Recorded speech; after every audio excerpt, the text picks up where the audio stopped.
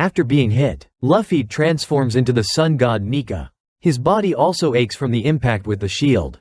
Luffy's laughter echoes in every corner, leaving the golden monkey confused as the protagonist has turned into a giant to aid his comrades.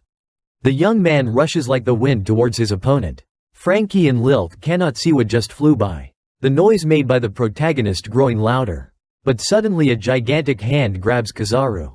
He does not react at all as he only feels his body being lifted after 1 second.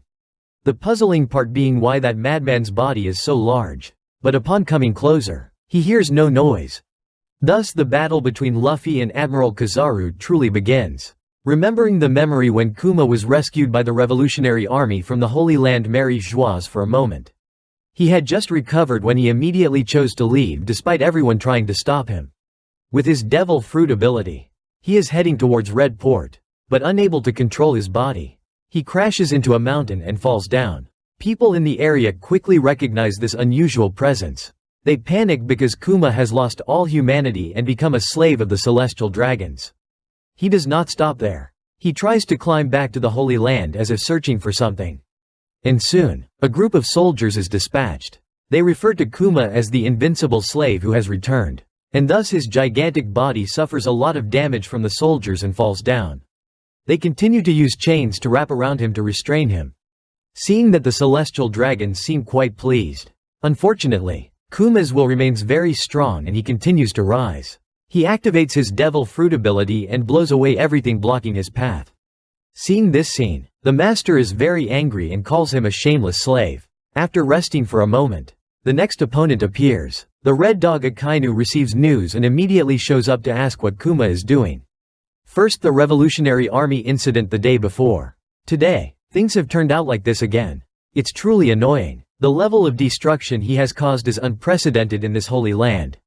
Seeing the presence of the fleet admiral, the soldiers breathe a sigh of relief. However, the celestial dragons dislike this and consider the soldiers useless and incapable of doing anything. By the way, they want to know what is happening right now. As yesterday they wanted to eat lobsters but received news that they were sold out. This is unprecedented. They want to know what is going on with the food supply in Mary Joie. They continue to order the fleet admiral to execute Kuma right after injuring him.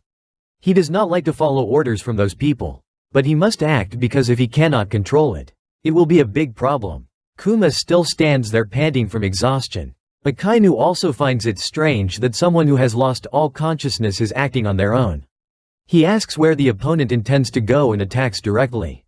Kuma does not dodge and lets himself be hit. Blood still flows like a normal person, making the fleet admiral a bit surprised.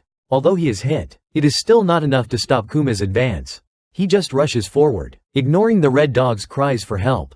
Dozens of molten lava punches are thrown out but are absorbed, until he strikes his legs. He activates the ability to move his body to another place. Akainu angrily recalls the incident of Bonnie being captured on the burning island in the New World, listening to the news that the girl had escaped from the government. The fleet admiral felt a chill down their spine. But fortunately, everything had come to an end. She was extremely angry because they had turned her father into a robot, wanting everyone to pay for this. The red dog didn't care and told her to keep barking. But Kuma would never wake up. He had voluntarily become a weapon for the Navy. Bonnie did not believe it was true because her father would never abandon her. That fleeting thought made the red dog wonder where Kuma was going since he was just a puppet. There was no will or reason left.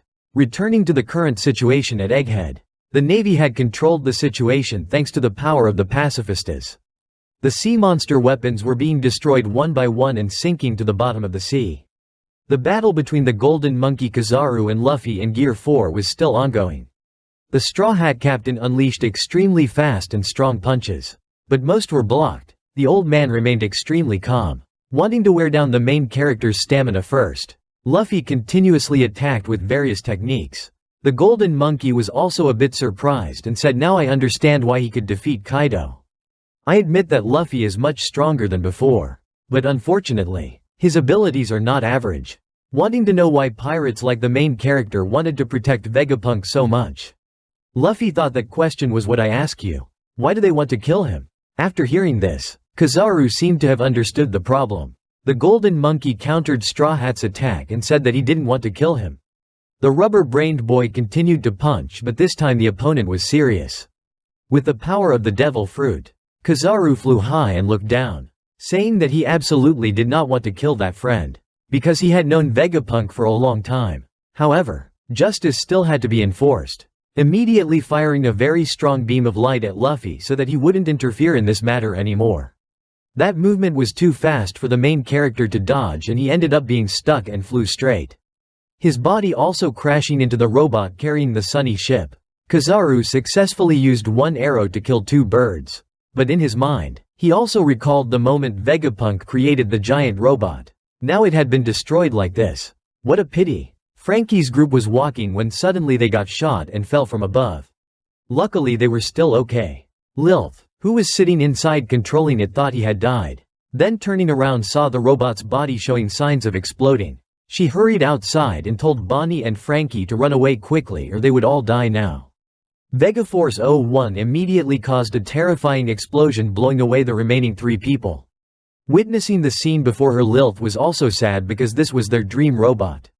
But more importantly, Frankie wanted to know if the sunny ship was affected. Bonnie had also seen Luffy crash into the barrier earlier and immediately informed him. Just as she finished speaking, the golden monkey appeared right in front of him to greet him. They were quite angry with this old man, but he didn't care. Bonnie had grown a lot. Kids these days develop fast. Seeing her stand up, the golden monkey guessed she also needed to deal with something with him. The order to eliminate Vegapunk, which she hated, had been issued, but now she no longer considered it a target. Bonnie just grabbed a few things and rushed to fight to the death but failed. Kizaru simply used his devilish powers to dodge and threw her a punch that made her head slam into the barrier just like Luffy. Frankie witnessed this and was extremely angry, immediately using his ultimate move to threaten her. The golden monkey didn't want to stay here playing with them anymore, so he teleported to another place. Lilith seemed to know what the opponent's purpose was, so she asked her friend to call the whole team inside. In the control room, Usopp also heard the sound of the wind and asked how the situation outside was. It's such an explosion. Frankie is worried about everyone inside, so he knows they're still okay. At this moment, Dr. Vegapunk has also successfully decoded the defense system. But after this stage, it's really exhausting. York is angry because this group of geniuses is too troublesome. Sanji also asks if they can leave right now. The old man smiles and replies that he has kept everyone waiting for a long time, asking them to bring the luggage from the second floor up to the ship because it is very important. Frankie outside continuously urges everyone to hurry up because there's not much time left.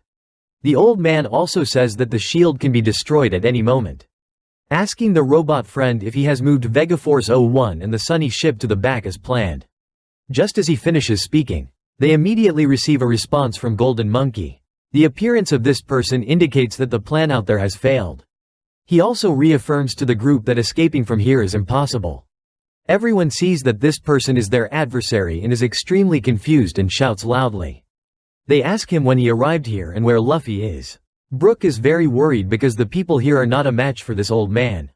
The old friend also asks if the recent explosion was caused by him. Kizaru confirms it was, implying that their giant robot in the dream has disappeared. However, the golden monkey wants them to understand that this is very difficult, and he does not want to prolong it any further. Before he could do anything, another explosion suddenly occurs, shaking the entire area. It comes from above the shield along with the widening eyes of the main character. After being hit, Luffy transforms into the sun god Nika form. His body also hurts quite a bit after colliding with the shield. Luffy's laughter echoes through every corner, leaving the golden monkey confused as to how. Outside, the main character has transformed into a giant to help his teammates. The young man runs like the wind toward his opponent. Frankie and Lilith can't even tell what just flew by. The sound coming from the main character is getting closer, but then suddenly a giant hand grabs Kizaru's body. He doesn't react at all because he only feels his body lifted for a second. The puzzling thing is why that crazy person's body is so huge. But as he gets closer, he hears no sound. The friends below look up at their captain's giant size and widen their eyes. He laughs and says it's too hot. Kizaru knows he played with that crazy guy, so he is a bit worried. Luffy thanks God for still being alive. He thinks that flying through the shield twice would kill him. So the battle between Luffy and Admiral Kizaru has truly begun.